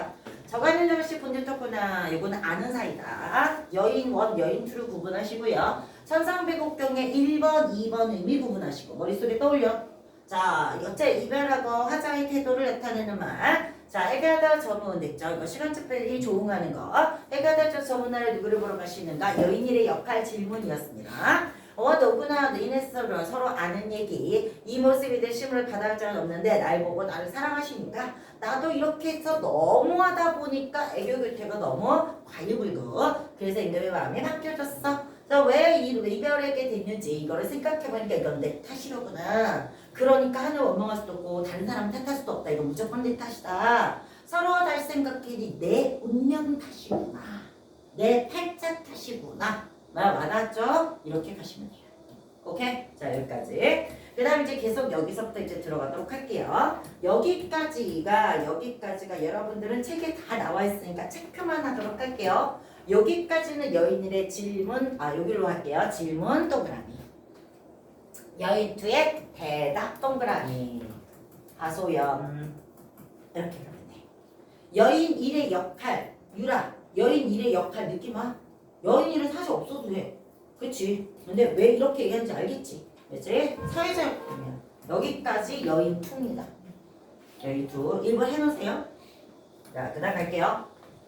글란생각마오라고 얘기했습니다. 글란생각마오라고 얘기했어. 지금은 여인 2가 얘기했으니까 다음에 누가 얘기해야 돼? 여인 1이 얘기해야 되죠? 근데 여인 1은 한 줄도 안 돼. 왜 보조 인물이란 말이야. 그치? 엑스트라보다 조금 더 비중이 높은. 그래서 여기까지가 여인 1이에요. 글란생각 마오까지만. 요거 따옴표 해놓으세요. 글란생각 마오까지만 따옴표. 글란생각 마오까지만 따옴표. 불편하네? 연필이 편해? 보기가 나중에 불편할 것 같은데. 글란생각 마오까지. 여기가 여인 1이야. 여인 1의 이 말하기는 바로 뭐다? 위로입니다. 위로입니다. 요거 옛날 모의고사에 나왔었죠? 현대적 관점으로 가면 이걸 어떻게 해석하실 것인지. 현대적 관점은 어떻게 되니? 야, 이거 무조건 네 탓이야? 네 탓 아닐 수 있어. 현대적인 여성상은 좀 더 적극적이잖아요? 그러니까 그렇게 생각하지 마. 라는 의미는 네 탓이 아닐 수도 있어. 그렇게만 생각하지 마. 라는 의미야. 조언이야. 근데 여기는 아니야. 그냥 위로예요. 위로. 수가 네 탓 맞죠. 알았지? 네 탓 맞죠. 그래 너무 심하지 마. 이 얘기야. 알았죠? 자, 그럼 이제 여인 투로 갈게요. 어떻게 읽어야 되는지 느낌 한번 해보세요. 이렇게 되지. 어떻게 읽어야 되는지. 아래 친 했으니까 현대 국어는 끊어져 끼니까 이렇게 가는 거지. 자꾸 연습하세요. 이렇게 연습해야지 낯선 고전시가 수능 볼 때 나오면 해석할 수 있는 거야. 괜찮죠 이거? 이게 바로 이어졌기 끊어졌기 이거예요. 자, 그러면 됐어. 마음에 맺힌 일이 있습니다. 맺힌 일 동그라미. 너 왜 이렇게 슬퍼? 그러지 마. 아니야, 난 마음에 맺힌 일이 있어. 그 맺힌 일이 뭐냐면 임에 안부가 걱정되는 거야. 나 이미 이럴 때 맺힌 일은 원망일 것 같지 않아요? 원망일 것 같지 않아요? 근데 아니야. 나 마음에 맺힌 일은 이미 안부가 걱정이 돼서 그래. 얘들아, 안부가 뭐야? 잘 먹는지, 건강한지, 잘 자는지 이런 게 안부야, 일상적인. 알죠? 그래서 안부를 지금부터 걱정하는 거야. 들어갈게요. 님을 모셔 있어 봐서 내가 님의 일을 알거니 이 얘기죠. 이제 신하들 입장에서 임금을 모셔봤어. 그래서 어떻게 돼? 임금의 일을 알지. 얘들아, 임금의 일이 쉬워요? 어려워요? 쉬워요? 어려워요? 쉬워요? 어려워요? 어? 쉬워요? 어려워요? 우리가 영화 속에서 보는 임금들은 그냥 편한 것만 나오지 않냐? 일어나서 맞아. 화장실 그것도 신하들이 똥꼬 닦아주는 거 알죠? 예? 알죠? 임금이 내 여기다 그러면 그게 아마 매화일 거야. 임금이 응하는데. 임금이 응하시면 이제 이게 다 이렇게 딱 갖고 와서 응하 다 하게 하고 알겠지? 임금의 편을 어휘가 바형사 그걸로 건강 상태를 보거든.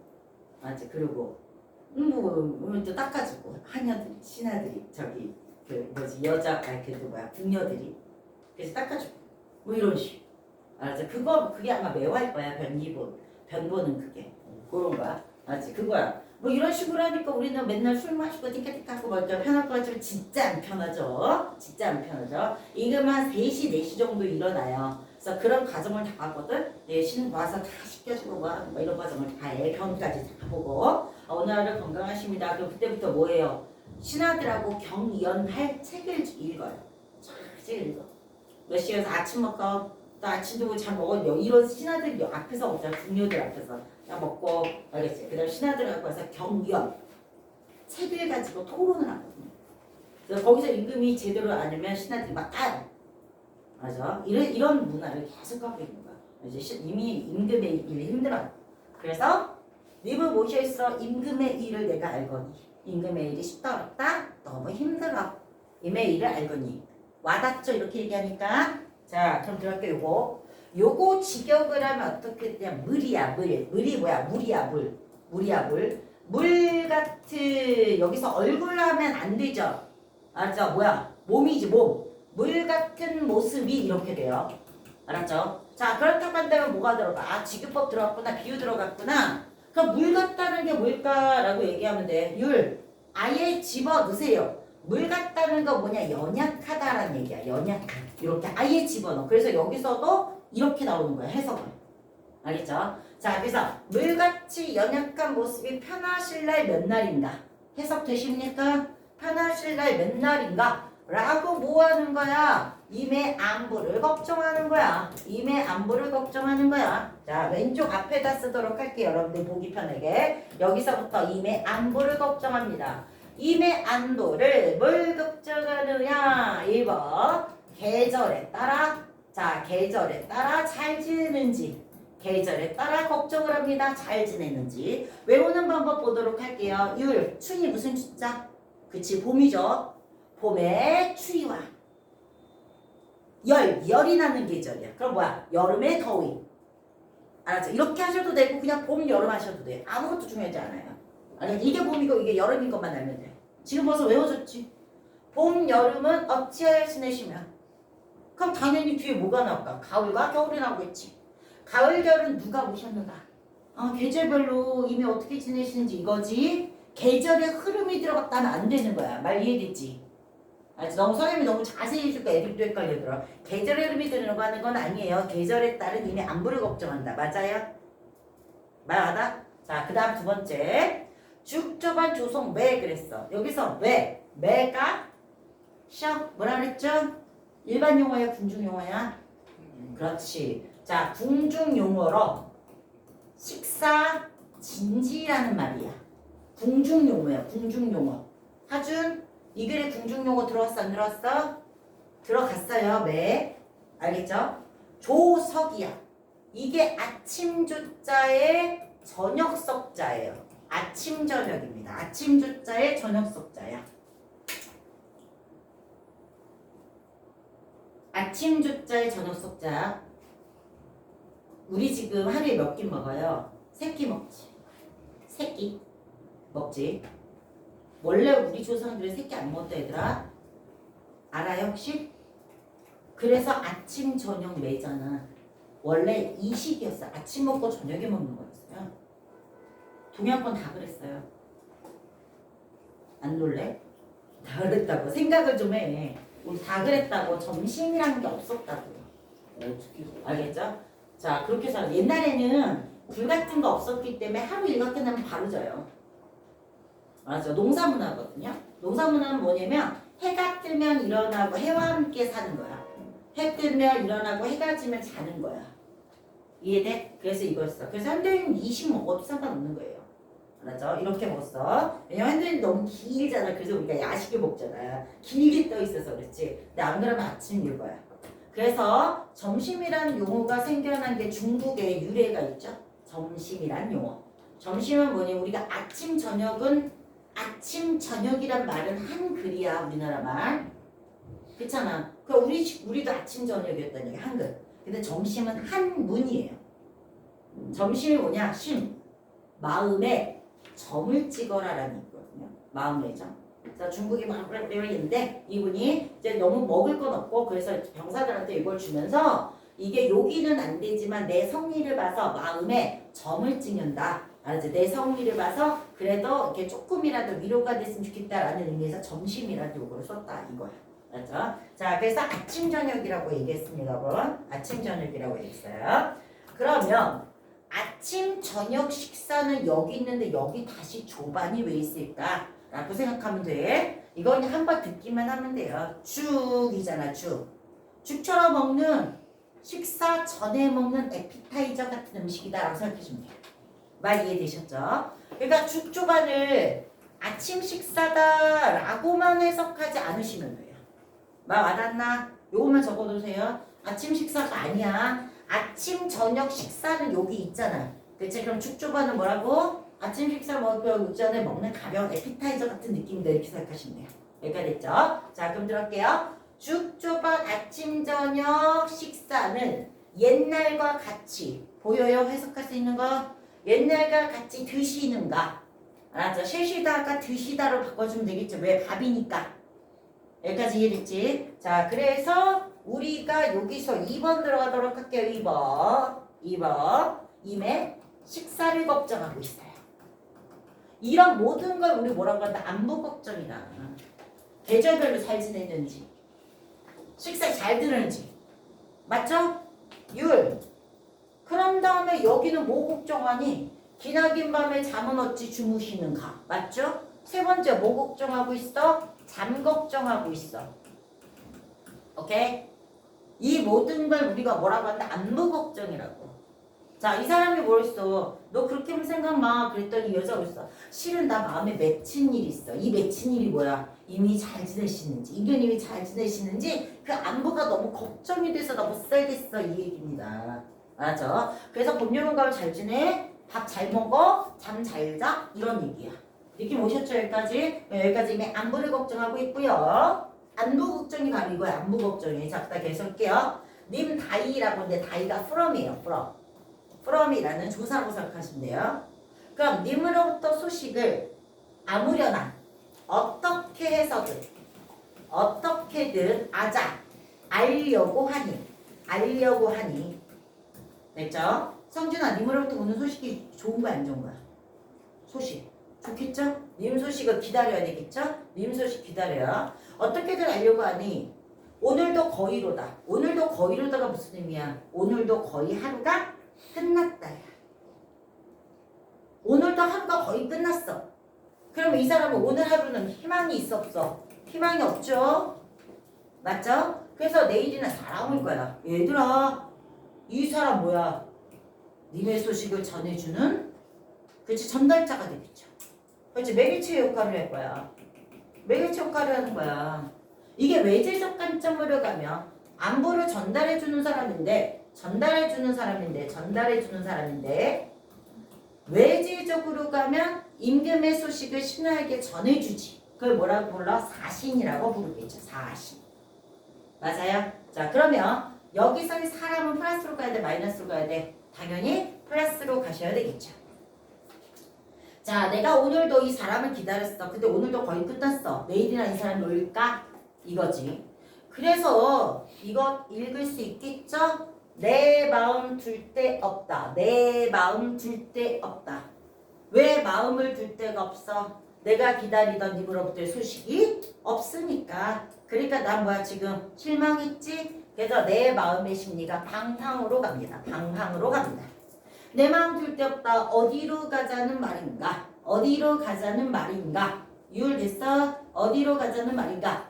그래서 이 방황을 무엇으로 간다? 공간의 이동으로 바꾼다. 공간의 이동으로 간다. 내가 방황을 해. 집에서부터 엄마랑 싸웠어. 나왔어. 집에서 나왔어. 됐죠? 집에서 나왔어. 그치? 채연아 어디로 갈 거야? 친구지. 알았죠? 친구지. 자, 이제 정민아 어디로 갈 거야? 아, PC방. 그치? 네가 그렇다는 얘기 아니야. 또 그거 아니야. 친구지 PC방 아니면 코노. 왔다리 갔다리 이게 뭐야? 방황이야. 방황. 알겠지? 방황. 그래서 여기서부터 여기 들어갈게요. 본사의 서사 본사 결사거든요. 본사의 내용 전개 방법은 어떻게 간다? 여기 갔다 저기 갔다를 갑니다. 뭐라고 한다? 공간의 이동이라고 한다. 공간의 이동이라고 한다. 자, 적었습니까? 공간의 이동이라고 합니다. 공간의 이동. 맨 처음에 어디로 갔어요? 높은 배, 산에 갔어요. 자, 두 번째 어디로 갔을까요? 물가로 갔어요.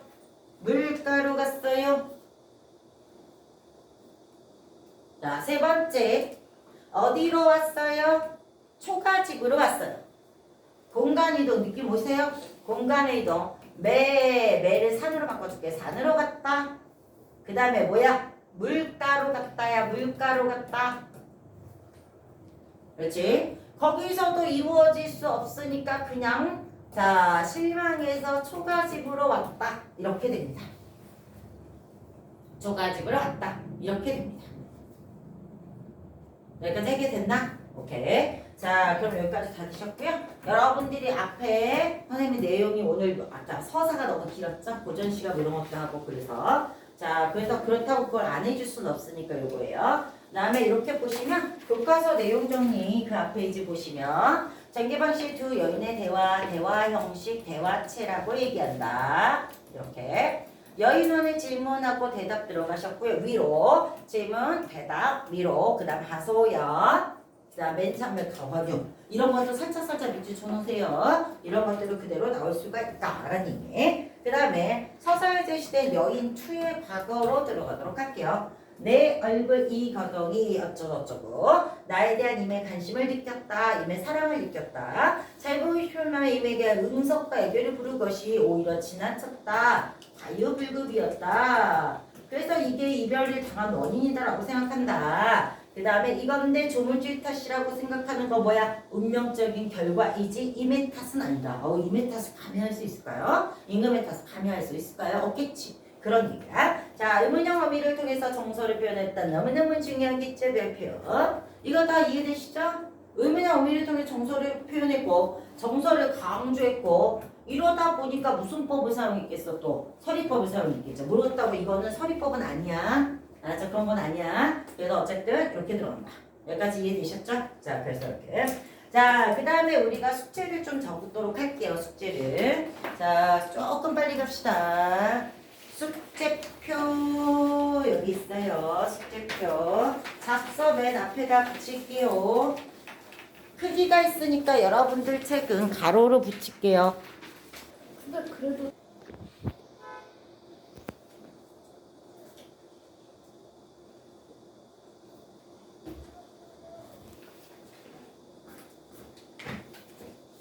그럼 송민국 좀 이어서 나갈게. 네.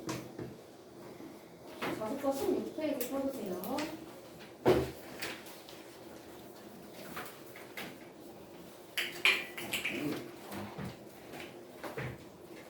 그럼 이 앞까지는 다 나갔어? 지금? 앞지금? 여기 나갔어? 자, 그 다음 페이지.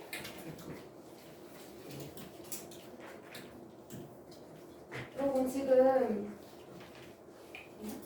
네. 자, 여러분 지금 을녀가 누구랑 이별한 상황이죠? 우리가 지금 배웠어. 임이랑 이별한 상황이었고요. 자, 지금 여러분 그래서 임 찾으러 임 찾으러 을녀가 어디로 이동하는지 한번 볼게요. 을녀가 가는 장소가 두 군데 있습니다. 자, 우선 첫 번째 장소, 답건이 밀건이 높은데 동그라미 쳐주시고요. 여러분 이 매는요 산이에요. 산. 을녀가 임과의 재회를 희망하여 모르는 공간 첫 번째 산입니다. 그럼 산의 특징은 여러분 높다는 데 있죠. 그럼 높은 곳에 올라가면 어떤 거리가 잘 보여요?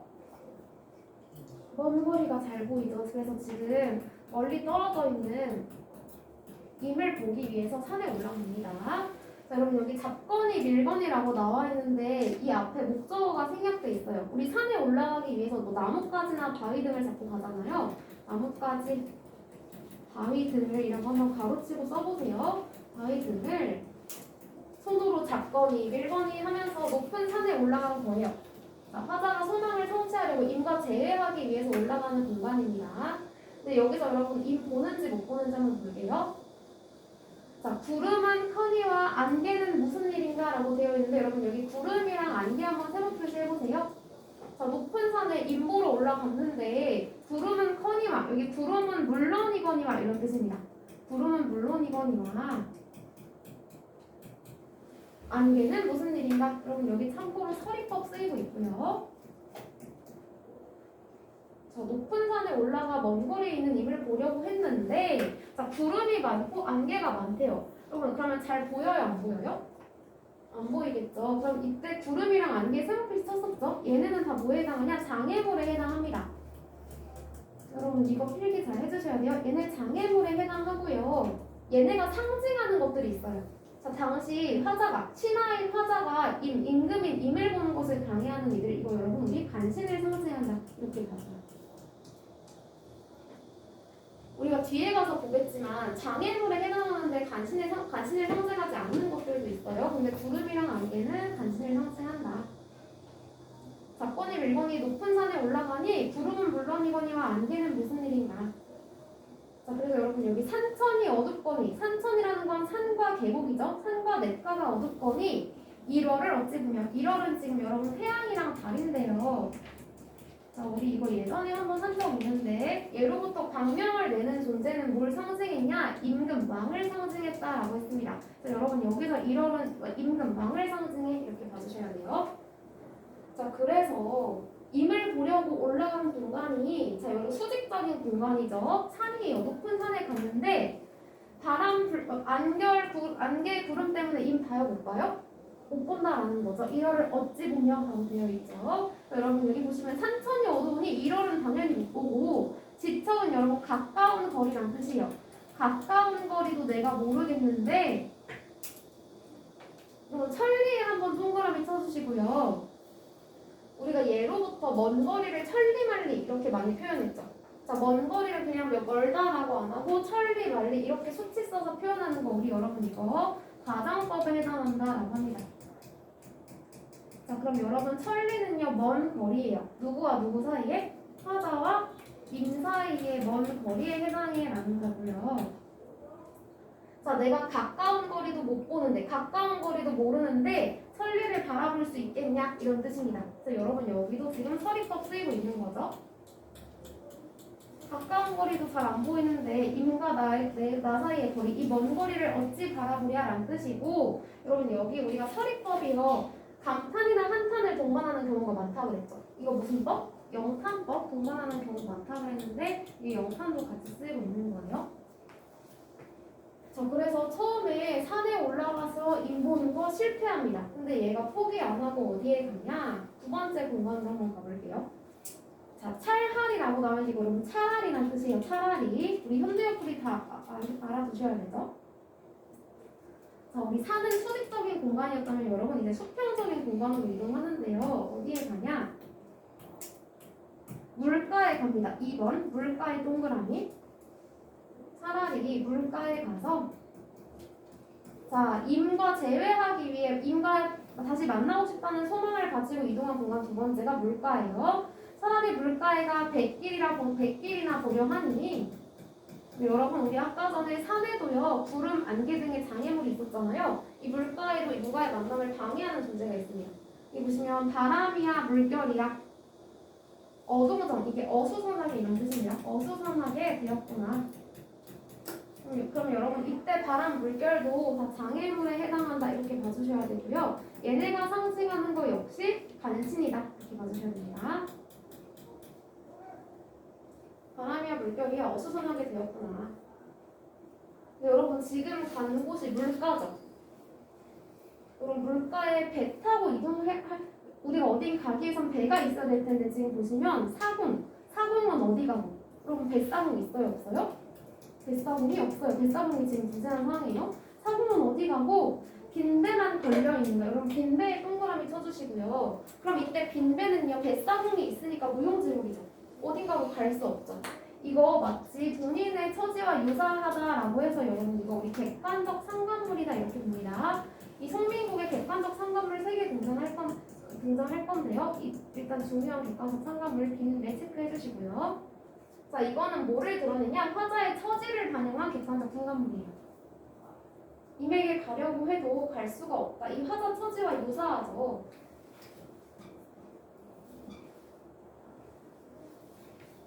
자, 그래서 강가에 혼자 서서 지금 여러분 산 갔는데 입 못 보고 물가 갔는데 입 못 보죠. 그래서 강가에 혼자 서서 지는 해를 두고 보니 라고 되어 있고요. 자, 지는 해를 통해서 우리가 알 수 있는 거 시간이 흘렀구나, 시간 경과했구나 라는 거 알 수 있습니다.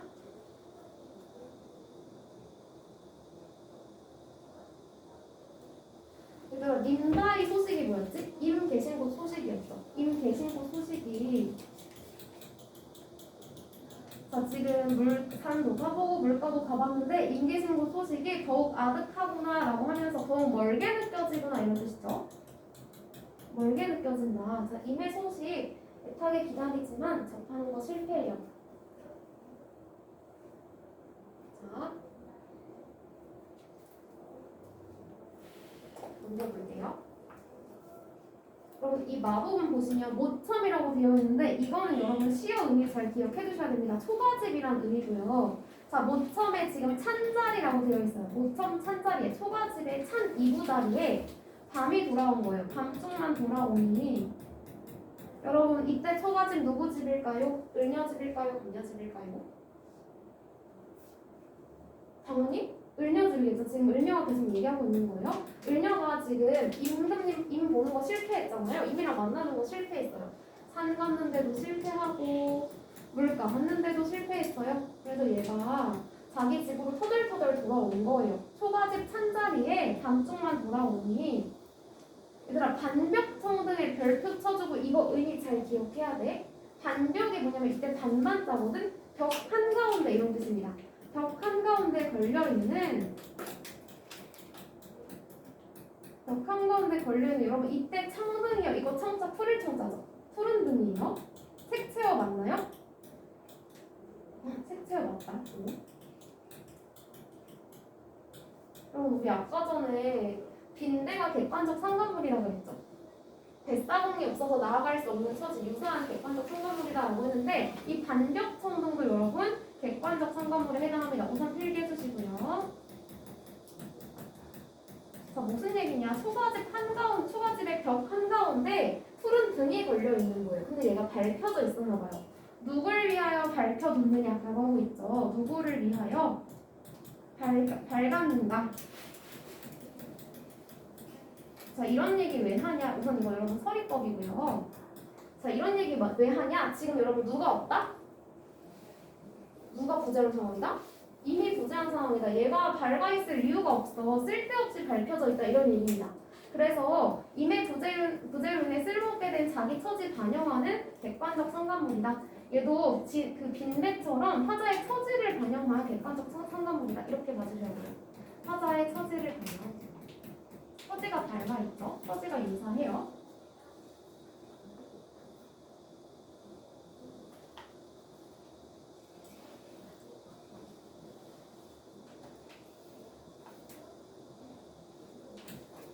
여러분 여기 보시면 지금 오르며 내리며 여기 여러분 헤매며요. 헤매며 바다시니 이건 서성이니 그런 뜻이고요.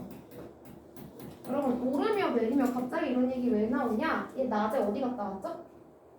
낮에 산 갔다 왔죠. 그 산 얘기하는 겁니다. 낮에 산에서 오르고 내리고 헤매고 막 서성이니 낮 동안에 했던 행동 얘기하는 겁니다. 자, 근데 여기서 지금 뭐 임소식 알길 없어 헤매는 심정이 외적 행동으로 드러난다라고 했는데 이거 낮 동안의 행동이라고 봐주시면 돼요. 지금은 초가집에 있죠. 접근적 잠깐 사이에 얘가 뭐 했냐? 하도 그렇게 막 돌아다니고 방황하고 했더니 역진하여. 여러분 역진이 뭐냐면 힘이 다하여 그런 뜻이에요. 힘이 다해. 자, 뭐에 드냐? 풋잠을 잠깐 드니 풋잠에 한번 동그라미 쳐보세요. 깊은 잠 아니고 잠깐 사이에 풋잠이 든 거예요. 풋잠을 잠깐 드니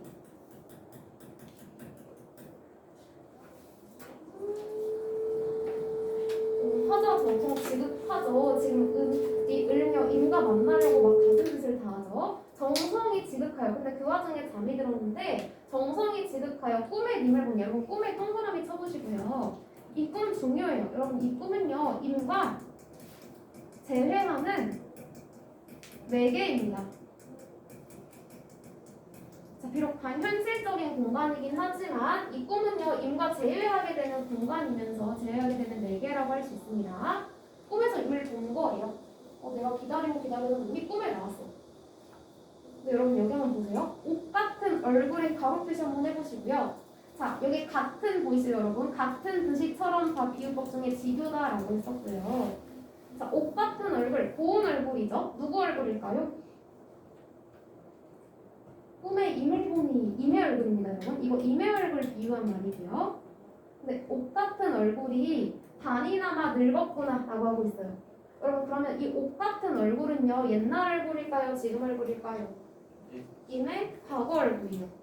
화자가 임을 모시던 때 과거 얼굴, 화자가 임의 곁에 있었을 때 그 얼굴이 지금은 반이나마 늙었다. 내가 꿈속에서 제외한 얼굴은 반이나마 늙어있다. 이런 얘기입니다.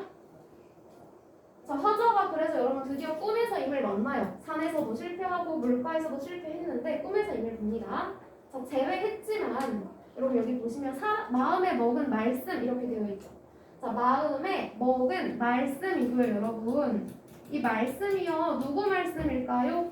임의 말씀일까요? 화자의 말일까요?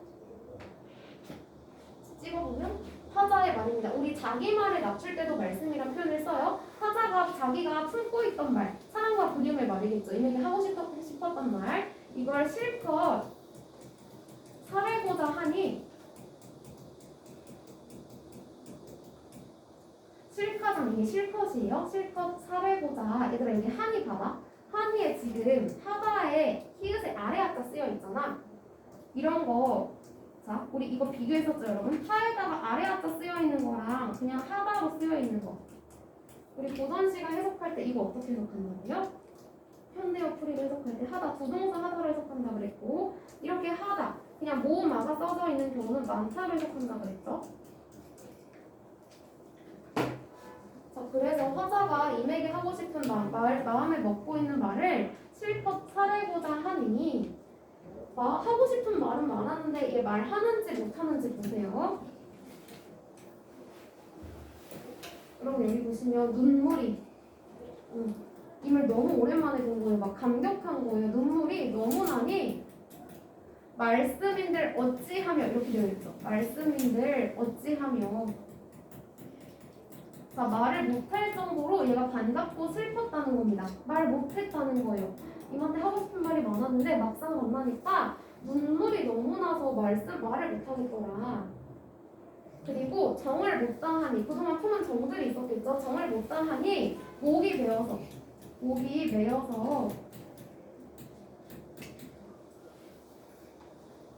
여러분 이거 꿈 중요하다 그랬죠. 꿈이 화자가 임을 제외하는 매개라고 했습니다. 자, 만난다 OX, 만난다, 말한다 OX, 말 못한다. 네. 자, 근데 그 와중에 여러분 여기 오염된 개성에 한번 네모 표시해보세요. 자, 이거 의미 잘 기억해 주셔야 돼요. 오염된이 뭐냐? 이거 방정맞은 이런 뜻이에요. 방정맞은. 개성은 뭐냐? 여러분 닭소리예요. 닭소리. 자, 지금 얘가 꿈에서 푹잠 들어서 꿈을 꿨다고 그랬잖아요. 근데 닭이 그 사이에 꽃기호하고 울어버린 거예요. 자, 그럼 여러분, 이 닭이 울었다는 거니까 얘가 드러내는 거 우선 시간의 경과 드러나죠. 아, 새벽이 되었구나 라는 거 드러나요. 여러분, 이 닭 잘 체크해 주셔야 되는데요. 첫 번째, 이거 임과 화자의 만남을 방해하는 장애물 맞습니까?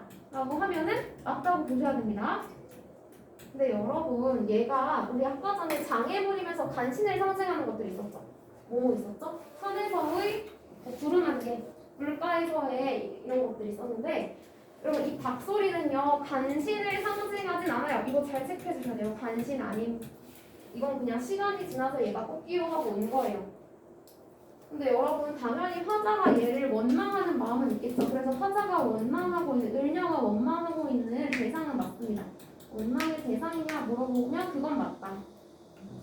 장애물이면서 임과 화자의 만남을 방해했기 때문에 원망의 대상이 되긴 하지